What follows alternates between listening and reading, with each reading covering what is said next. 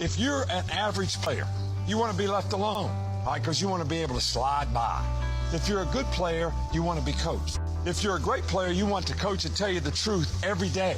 Did I hustle on that play? Did I make the right read? Did I play the guy with the right leverage? You want to know every play, because you know why? They want to be perfect. Everybody here makes a choice to do one of those three things. Welcome to the GOAT Consulting Podcast, a podcast dedicated to people striving to be a GOAT, the greatest of all time, serving it up in a way that you can get it in all stages of life. Hey, I'm Colby Jubenville, and welcome to another episode of the GOAT Consulting Podcast right here in VC Productions in studio in Nashville, Tennessee. Tyler is on the road dealing with a family issue, a family emergency. We wish him well. And to the right, GOAT's down. Wearing his Blues Brothers stand-in suit, my good friend Spency. To the left, all the way from Brentwood, Tennessee, we call him the LinkedIn Whisperer, Captain Kintsugi, the calming force to our show, John Byers. John, thank you. We had a great and wearing the shirt to kick off triathlon season. You just had your first run down there in race. PCB, right? Well, no, it was here in Nashville. But Music City Triathlon. Tyler Spency's shaving me. We do not edit here, folks. If you haven't learned that by now.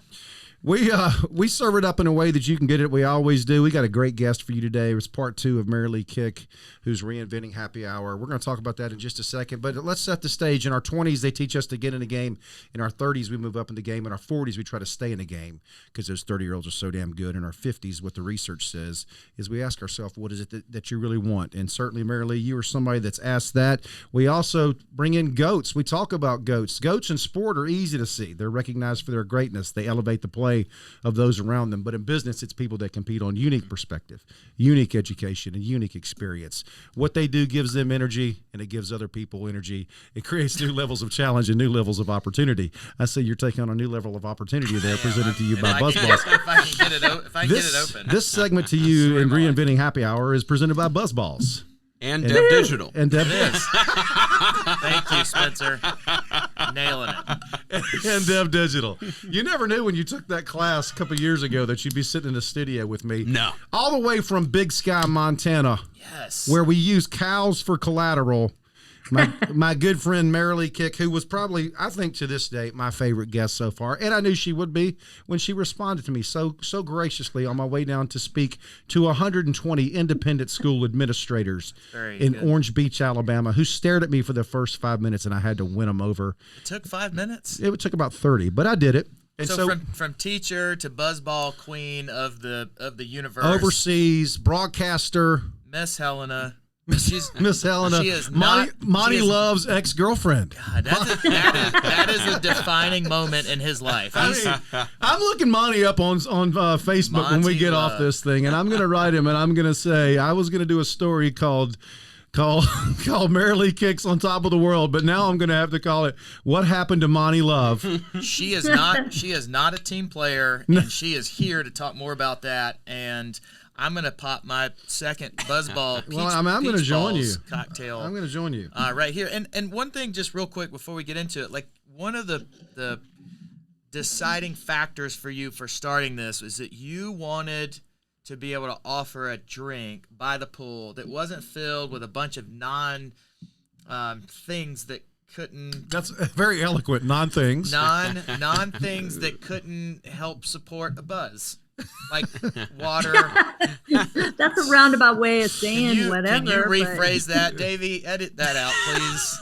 No edits on the podcast. You wanted to create a drink that was not filling, that did not create bloating, and that gave you a little buzz. Like if you sat on the plane and you'd have to drink like 3 or 4 beers and you feel bloated and you have to run to the bathroom all the time.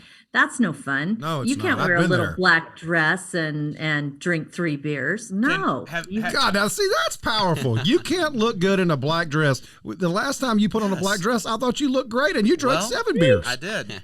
Are we? I'm thinking because of apparently everything. I'm a part of the team now. Are we talking to airlines about this being?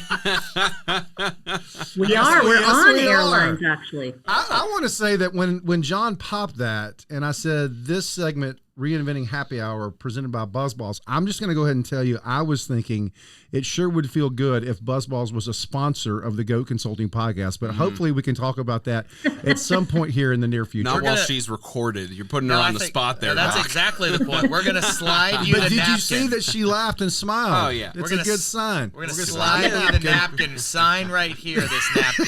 Solving problems and making Made decisions. America great again. Yes. We made America better today. We sure did. Merilee did. BuzzBallz. What in the world does it mean, cows for collateral? Where does that come from? Well, when I started my company, I didn't, I was told by the bankers, you don't have any collateral. You don't know anybody in the industry. It's a good old boys industry. You'll never make it. They'll eat you up. And what are you going to do? Literally, a good old boys, like women don't do this. You need to find your lane. Pretty much, yeah. And, I didn't know what to do. I had a car for collateral, and it was a crappy little Saab, car. Love those cars. And that's all I had. I didn't have any money. And so anyway, my parents, who are farmers up in Oklahoma, they said, well, you know what you can use? You can use some of our cows as collateral. I'm like, they do that? They would actually do that? And they said, yeah. So they allowed me to use some cows, like 50 of their cows, as collateral. That's awesome. Farm credit. For a loan so Farm that I credit. could get my business started. I love that. Did I hear you just say, quote unquote, I didn't know what to do? Did I hear you say that? Or was I mistaken? I don't remember saying that. I don't know that I can. I don't know. But where was that? So you said, and they did it. You went down to Farm Credit and said, I've got these 50 cows, and they said, let's do it. I don't know how they did it. I just said, hey, here's my collateral. Here's the lease to the ranch, and here's the title for this, and then here's these cows you can sell. And what year was that? They gave me a loan. It was only like $178,500. That's how much I needed. Wow. And so I started the business with that. It was an SBA loan, and I needed some collateral. So I used my car, that beautiful Saab, and these cows. How many cows is $178,000? Well, apparently it's 50. That's what she said. That's what you said. I had about 50. They had about 50 cows, and then I had my car. And then the SBA covered part of that. So the bank's exposure had to be covered. So that was, I think the bank exposure on an SBA loan is like 20%. And then the SBA government, they don't need any collateral because they're just doing it out of the kindness of their heart. Now, 20 years ago, I took a trip to South Africa. And one of the most fascinating things that I learned there is that when you want to marry someone, you have to offer a dowry to the other family. And they do that in India too. And that dowry You just learned that when you went there, and you didn't learn that in your history books? I was 20 years ago. I was like 12. Out of all the conversations you and I have had about the education system, that's what you're pinpointing. Yeah, seriously. Thank you, Spencer. And that dowry, typically, that you offer as the male to the family, the father, really, of the one that you want to marry is of cows. It's cow collateral. Yeah, because the wife is basically purchased for this man. How do you feel about that? You say that with a little bit of angst there. Yeah, it makes me mad. I have a Harvard group, and I went to school at Harvard, got my I saw that OPM thing there. So just got done with that in November. But there was a lady in my class, very successful. She makes a lot of money selling sandals in India, but she had an arranged marriage. And I said, doesn't that drive you crazy? And she said, no, we really get along well. And other people that have had these arranged marriages seem to be okay with it. But I don't know. I'm a modern woman. I just think that. Yes, I think there's a whole series on it on HGTV or something called My Gypsy Wedding, like something like that now, where they have the whole series on it and everything. So it's also kind of normalized in the United States in a minute percentage. But Spencer bringing some of his unique perspective. See, this goes to that. I agree with you. Go ahead and say it. I was going to say the same thing, but I'm glad you will. It bothers me. So what bothers me is in today's world, women are not seen as equals. You know, they are, and okay, you can say, okay, it's a man's world. These men are going to eat you alive or whatever in this business. But I've become the number one ready to drink cocktail in America. You know, with me, a woman who didn't have experience at the helm, you know, and did I do it all by myself? No. Do I have a great team? Yes. Yep. But because they took a chance on me, you know. But you don't label yourself as a feminist. No, that's not where you're coming from. No, when you say that. No, but if you look at it, if I asked you, John, like who's the most what's the best woman mentor that you had in your life? My mother. Exactly. Not mine. John?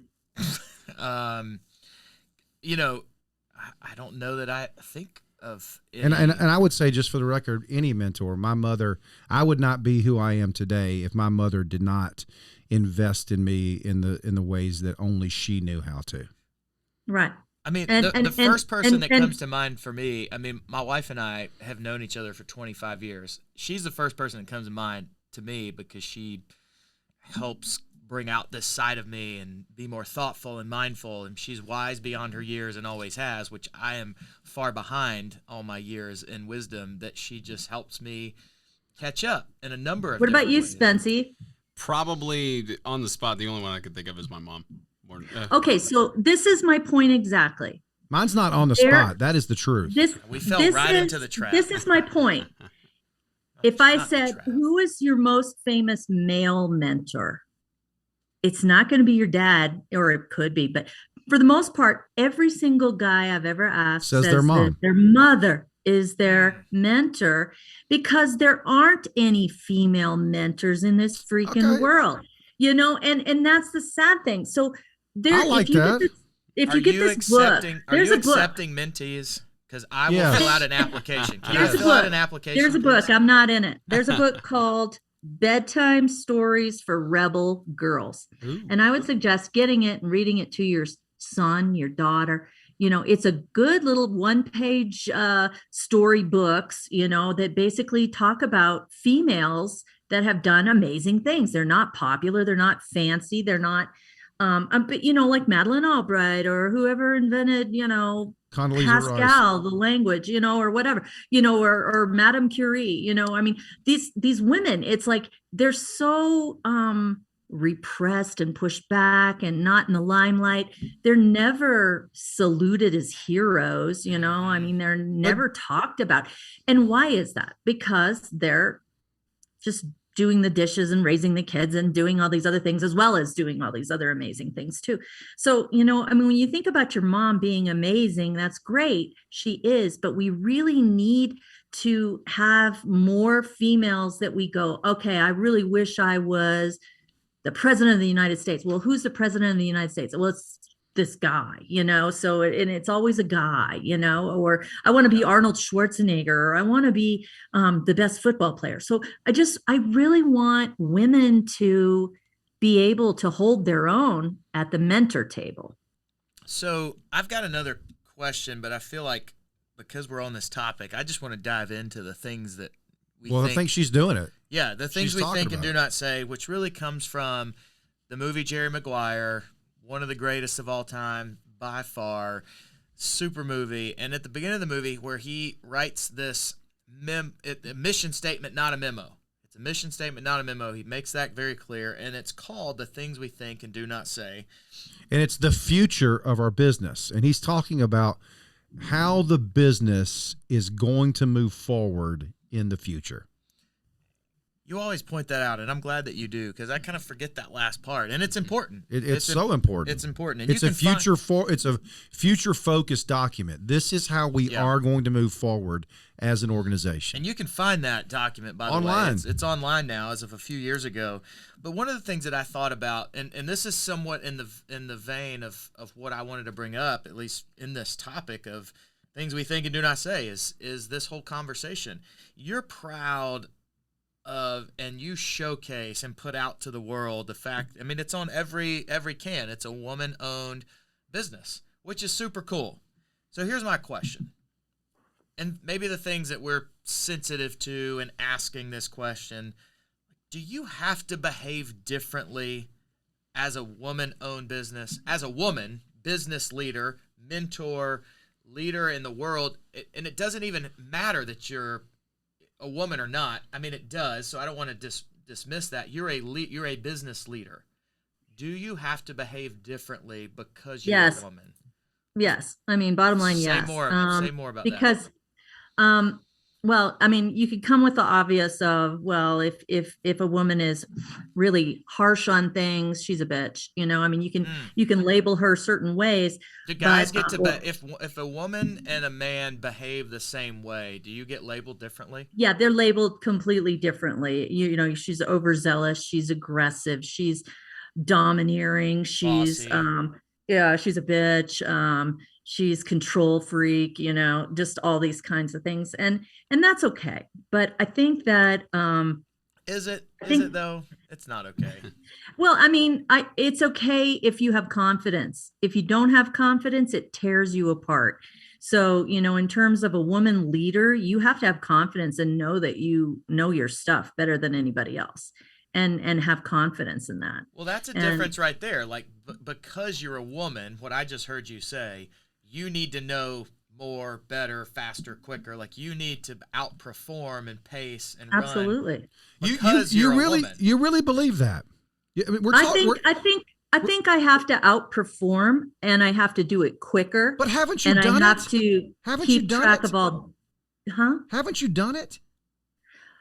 But I'm constantly getting back to what you said earlier. Like, what do I think and have to do to push the business forward? Yeah, I have to constantly reinvent myself. So, like, you know, BuzzBallz is one thing, you know, but before that, I was a voiceover artist. Before that, I was a computer programmer. Before that, I was Miss Helena. Before that, you know, I was my husband's mother. You know, so. But does that narrative come from you, the things that you want for your life, or does that narrative come from outside of you? I think that's from inside because of the way I was shaped from the outside. Okay. Do you know what I mean? Yeah. It's like my internal survival skills.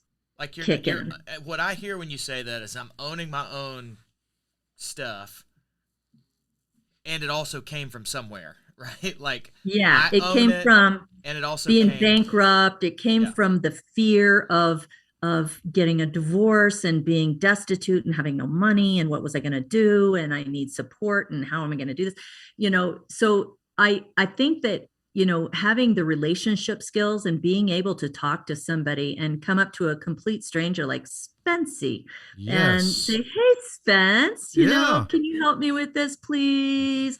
And then he'd do it. Right. But now if I was a big bitch, you know, and came up to him and say, Spencer, I want you to do this and I need it done now. You know, he's going to look at me differently than if I sweet talk him a little bit. And I think women, what's different between men and women is women know when to sweet talk and they know how to use their sexuality to their advantage. You know, I'm oftentimes accused of using my sexuality to my advantage. All right, Merilee, so think about what you just said there. Mm-hmm. It's not a double standard to me. Yes. It's not. How? It is not a double standard to me. How? How what? How is it a double standard, or how is it not? How is it not? That's the real question. Because I think that relationships are key to anybody's survival. And if you know how to survive, you can use it to your advantage. And I think once you have built an empire like I have now with the queen of BuzzBallz here, you know, in a great company, it's easier then to come in with that base underneath you and say, okay, this is what I want to do. I need you to do this. I need you to do that. Let's do this. Let's do that. And it's okay to be the commander in chief at that time. But when you're just starting out and I don't know Spency, but I need a drink at Spency, you know, please, will you get me that gin and tonic? Full disclosure, I get the point you're trying to make, but because of my personal background and everything, being raised by two sisters and my mom and everything, whether or not you would have a harsh tone or a more seductive tone, I'd still do it. Yeah, I get the point you're making, and with the majority of people, absolutely. So Thank you. To come full circle here, Merilee, here's what I wrote down from your Forbes article that I think so resonated with me, that I think makes you different than anybody else that I've met that's willing to speak about this subject. You said women have, this is from your article, women have, quote unquote, special skills that men don't. Well, yeah. Yeah. Well, but nobody says that. Nobody talks, and that's the point that she's making. And I think what if we really had a real conversation? 100% true. If we had a real conversation about that, because that is where true innovation, joy, change can happen. That's being vulnerable to say. Why can't we say men have different skill sets and women have different skill sets? And We do. They're totally different. Like it's not in really my okay. own company, It's not really okay. in my own company, even though it's not okay to say, you're a guy and I want a guy for this job, or you're a girl and I want a girl for this job. I do in my head segregate that a little bit, like if there's a job that needs excruciating detail and multitasking ability, I'm going to give that probably to a female. Yeah. If I need somebody that's going to bulldog their way into something and beat people up, I'll probably put a woman on it. Yeah. If I need a salesman who's going to play the game and not rock the boat too hard and know how to wiggle their way through the waves, I'm going to hire a guy. Andrew. Because, that's Andrew. Yeah. They find a way to get things done, but they make friends while doing it. And it may not get done exactly on time or exactly like you wanted, but you're going to get maybe more than what you wanted. I've got some just incredible talent that I've seen, and men and women both. It's like when you play to their strengths, you win. It's like if I need guys to come in on the weeks during the week and run my production operations, and I say, hey guys, this is do or die. We've got to get this done or else we lose this many chain accounts and we have this problem. Are they going to get it done? Absolutely. Absolutely. They'll get it done. I love this company. They'll work all night, but then they're going to too. drink. They're going to drink 3 BuzzBallz after they get done at the end of their shift, but they're going to get it done. Did you say at the end of this podcast? I love what you're doing. I love the work. I love the philosophy, the values. It's super cool. We could probably go on. We need some songs. We do need some songs. Yeah. One of the ways that we honor our guests, one of the final ways is we just before we land the plane here, we want to peel the layer back one more time with Merilee Kick. Coolest name we've ever had on the show, by the way. And we want to hear the top 5 songs on your playlist. 5. What? Yep. You can't manipulate the playlist. Start with 1. Okay. So do you start with Right. 5 or work your way back? Or let's start with 5. Let's start with 5 and work our way up to the end. I like to just say there's no particular order, but Okay. whatever. Well, that's No good. particular order. We'll see Okay, what that sounds happens. better. No particular Because I would harbor. have to think if I had to put them in a certain order. Okay. All right. Aerosmith, Dream On. Oh, Yes. so good. Yes. Love that one. Yes. Thank you. I like Seal, Crazy. John. Seal. It's Love resonating with you. Resonating with you. What's the Rose song? Isn't that one? That's Oh, not that Kiss one. from a Rose. Yeah, I like Not that one too. Crazy. The Rose song. The Rose song. Sorry. I think that's Oh, about Lord. cocaine. Yeah. Absolutely. That's why I think it know is. That's why I know I like the Georgia Satellites. Love the Don't Georgia give me song. no lines And keep your hands to yourself. Yeah. Darius I Rucker like does that an one. incredible version of that song. Moves me. Takes me places. Very special. Well, let's see. What number am I on? Is that 3? That's 3. 3. That's 3. James Taylor, Fire and Rain. Oh, so good. Did you know that he wrote that song while he was in jail? No. Yeah. Was it in Carolina? Interesting topic. Look it up. In my You know what? My husband met him at the pizza joint here in Big Sky. He came in and was getting a pizza and standing in line next to my husband, and my husband didn't recognize him. And So cool. of course, James didn't recognize my husband. My husband now calls him Jimmy T. You know? We're buddies. Jimmy T.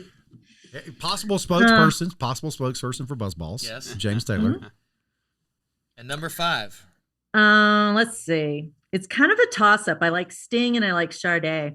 Oh, man. Wow. I like You Gotta Be from Sade. What about from Sting? Gotta Be Bad. I like Field of Gold. And I like Fragile. How fragile we are. Yeah. All right. I can think of a lot of fun. That I just saw Sting in Nashville. That is a very interesting I love list. Sting. God, yeah. He looks like he's 40. I mean, What does that say about you? 74. Those 5 songs. Like, what is I that? think it says that I'm old because my sons went and bought me You this can't say concert that. ticket What's and took something me to else? this thing, and Sting was there, and my youngest son Andrew was like, "Ooh, man, there's a lot of hot older women here," and Andrew. I was like, "Oh my gosh, you know." Auntie Love would be so proud.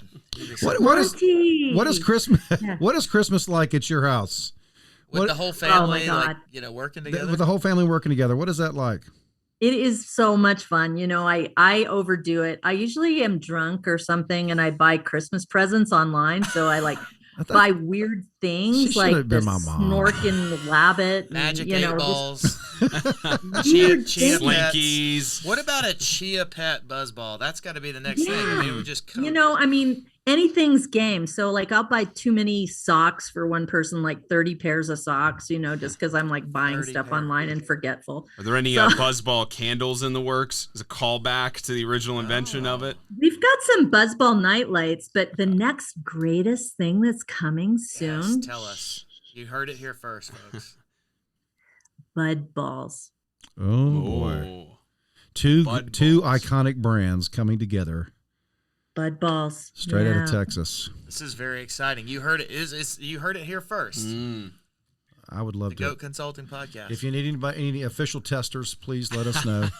Hey, one of the things throughout my conversations with you and reading about you and learning more about you is that you always want to continue to grow and develop and learn, and you love that. And in our conversation leading up to today, one of the things that I asked you, what's next for you, and you talked about taking plastic and turning it into fuel. And and so you've conquered this massive empire where you used to make one by hand and then 10 by hand, and then now you're making 5 million with this production facility in Texas. Tell us about why you want to do that and what the future looks like for Merilee Kick and the Kick family and Southern Champion brands.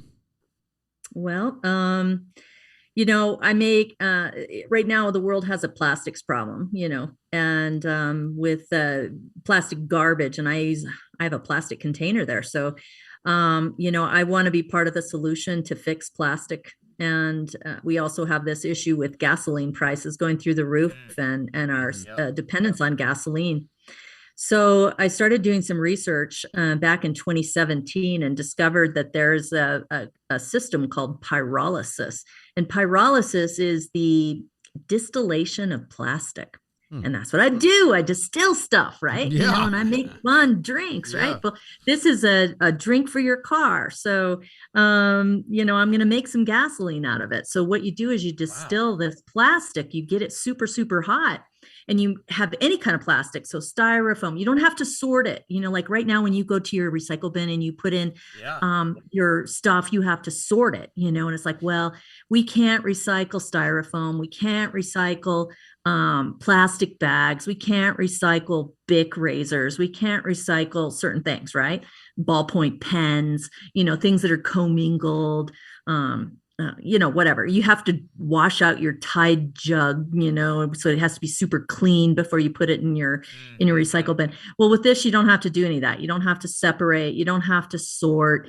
It's just, it goes into this big stew pot, and it's like 7-ton, 75-ton, however big stew pot that you want to have. And you put this plastic in there and you melt it. And then the byproducts that come off of there are kerosene, paraffin wax, gasoline, diesel, and it's high in cetane, and it's high in octane for the gasoline. So that can be cut with ethanol and it can be sold to, like, say, Valero or somebody like that, or BP. So that's what I'm getting into next, guys. Wow. I don't know what I'm Super doing, cool. but I'm going to go figure it out. And I'm going to. Yes, you will. I believe that will more than figure it anything out. else you've said. Yeah, I'm excited. So Merilee, that's coming soon. it's so cool to have you here. Oh, yeah. Thank you. Thank you. Thank you. I'm making America great, right, Colby? The first time one of my goats has been dethroned. Yes. I mean, from Zima to now. Zima was such 80s, and it's such a throwback to now to what goats do BuzzBallz. is they level up. They level up former goats. That's right. That's what you've done.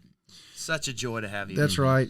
We so appreciate you taking the time. Thank you, guys. For with us, and there, because of you, our life is better. Yes. There is no doubt about it, and because of you, I think the world is going to be better. And I just want to throw this out to you to think about. Certainly, my life got better from that little gas station in North Alabama to down there in Orange Beach. But if you're thinking about making a run for politics and you want to be the first woman president, I'm ready to stand in a ticket with you. So I'm thinking Kick Jubenville 2024. I will lead the way with you as the first female Campaign candidate. manager, right? Here's the campaign manager. Here's your Department of Insurance and Finance, and we look forward to seeing. I don't think I have enough political tact. Or, that's what I think.